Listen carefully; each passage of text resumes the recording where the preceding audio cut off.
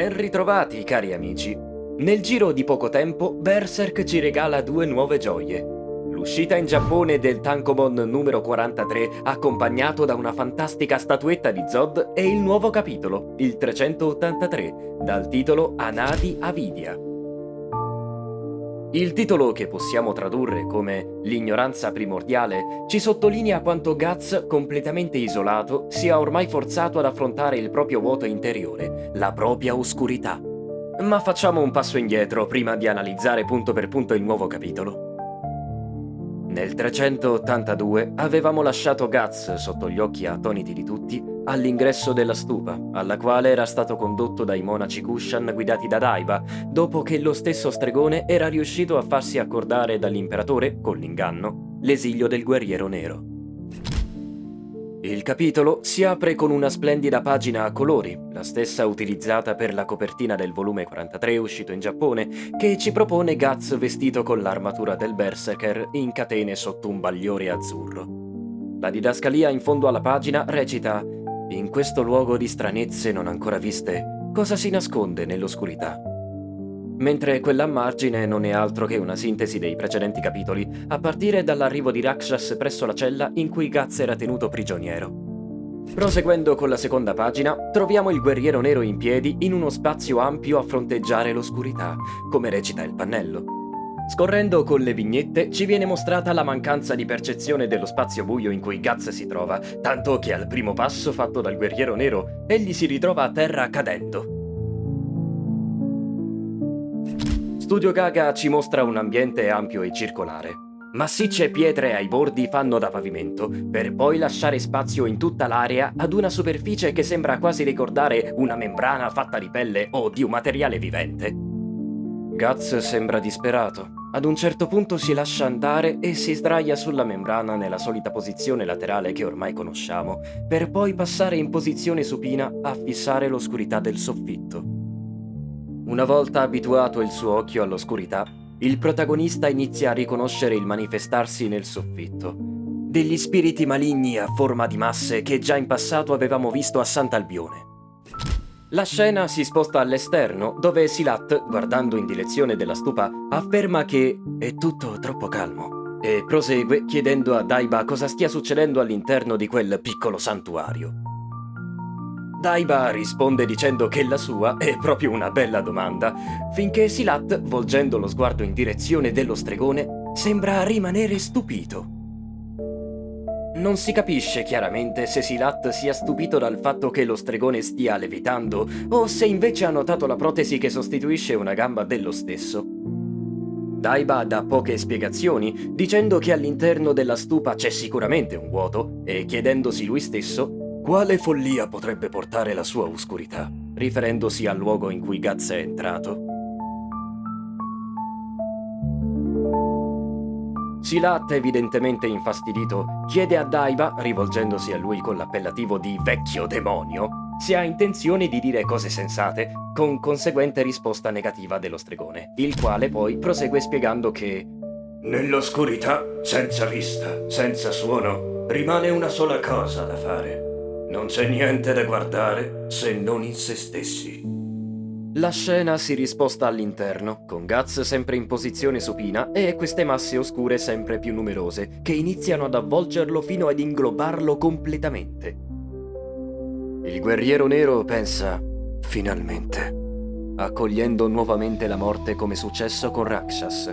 Ma nell'oscurità due immagini persistono nella sua mente. La prima ci mostra Casca e Griffith assieme ai tempi della squadra dei falchi, la seconda, più drammatica, richiama sempre i due soggetti sulla mano di Zod in fuga dall'isola di Skellig. Le masse scure ormai sembrano essere mutate in acqua di cui la stupa si riempie. Guts sprofonda, si lascia andare e viene avvolto da ciò che prima era la membrana che faceva da pavimento nel santuario, la quale ha cambiato forma ed accoglie il corpo del guerriero nero fino a sigillarlo al suo interno, come un'ostrica fa con una perla. L'ultima tavola ci lascia dicendo, ingoiato dal buio, cosa farà Guts affondando sempre più profondamente? Il capitolo si chiude così, senza darci una data per il prossimo. Questo è stato un capitolo con davvero pochi dialoghi, come ormai siamo abituati a vedere, ma oltre a questo, anche dal punto di vista del contenuto, c'è davvero poco. È ovvio che questa parte sia necessaria ad entrare nel vivo di questo nuovo arco e far riprendere lucidità al Guerriero Nero, ma è altrettanto vero che i lettori non vedono una ripresa di velocità della trama dai tempi dell'isola di Skellig. Detto questo, cerchiamo di capire in che direzione stiamo andando. Dalle dichiarazioni di Mori a seguito delle conversazioni avute con Miura tempo addietro, questa parte di disperazione di Guts è strettamente necessaria per poter far tornare il Guerriero Nero ed avviarsi verso lo scontro finale. Ed oltretutto ci viene spiegato da Mori l'impegno notevole che quest'arco ha richiesto, in quanto il maestro Miura stesso ha faticato a descrivere ed immaginare come mostrarci questa situazione. Quindi, cosa succederà ora? Dalle parole di Daiba è chiaro che Guts debba affrontare se stesso, ma poi? L'ipotesi più probabile è che accolga la bestia, la sua parte oscura, affinché non cada più nello stato di Berserk quando indossa l'armatura, ma questo non snaturerebbe l'opera stessa? Guts è così forte quando indossa l'armatura proprio perché entra in uno stato di incoscienza. Avrebbe davvero senso che lui sia lucido nella situazione di combattimento? Ipotesi 2, e sento già i cori di persone dire «Si sta inabissando come Griffith, quindi sta andando da idea». Ragazzi, voglio davvero sperare che non succeda una cosa simile. Tutto il senso dell'opera andrebbe letteralmente in fumo. E poi, come detto più volte, Guts con l'armatura può fronteggiare già qualunque apostolo. Pensate davvero che diventare apostolo lui stesso possa consentirgli di sconfiggere il Falco di Luce? E se invece incontrasse ed avesse un dialogo con Moonlight Boy? In fondo il titolo del capitolo precedente era «La luna crescente splende sulla schiena dell'esiliato». Ciò significa che la luna piena, situazione in cui Moonlight Boy prende il sopravvento su Griffith, sta per arrivare. Un'altra cosa che mi ha fatto sorridere è la protesi di Daiba che ricorda vagamente il braccio meccanico di Guts. Sarà opera di Rickert e figlia degli insegnamenti del fabbro Godor? E come non citare il vuoto, Void nella traduzione inglese, che richiama il membro della mano di Dio? Ci sarà qualche collegamento? Ricordate l'indizio lasciatoci da Miura? Void, il vuoto e la chiave.